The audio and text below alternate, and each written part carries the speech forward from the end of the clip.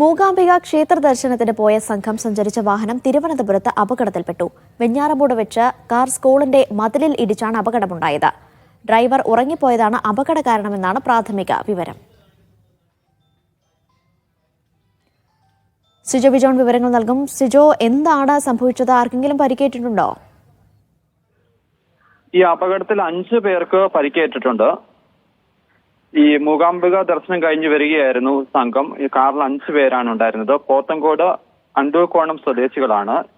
ഇവർ സഞ്ചരിച്ചിരുന്ന car Venjaramoodu government higher secondary സ്കൂളിന്റെ ഗേറ്റിലാണ് ഇടിക്കുന്നത്. അവരുടെ മതിലിലാണ് ഇടിക്കുന്നത്. ഈ അപകടത്തിൽ 5 പേർക്കും പരിക്കേറ്റിരുന്നു. അതിൽ ഒരാളുടെ തലയ്ക്ക് പൊട്ടലേറ്റിട്ടുണ്ട്. അല്പം ഗുരുതരമായ അവസ്ഥയിലാണ് ഉള്ളത്. ഇവരെ വെഞ്ഞാറമൂട് ഗോകുലം മെഡിക്കൽ കോളേജ് ആശുപത്രിയിലാണ് പ്രവേശിപ്പിച്ചിരിക്കുന്നത്. ഈ അപകടം ഉണ്ടാകാൻ കാരണം ഈ വാഹനം ഓടിച്ചിരുന്നയാള് ഉറങ്ങിപ്പോയതാണ് സംശയമുള്ളത്. പുലർച്ചെയാണ് അപകടം സംഭവിക്കുന്നത്. സ്വാഭാവികമായും ഉറങ്ങിപ്പോകാൻ തന്നെയുള്ള സാധ്യത എന്നുള്ളതാണ് നമുക്ക് ലഭിക്കുന്ന വിവരം. ശരി സിജോ.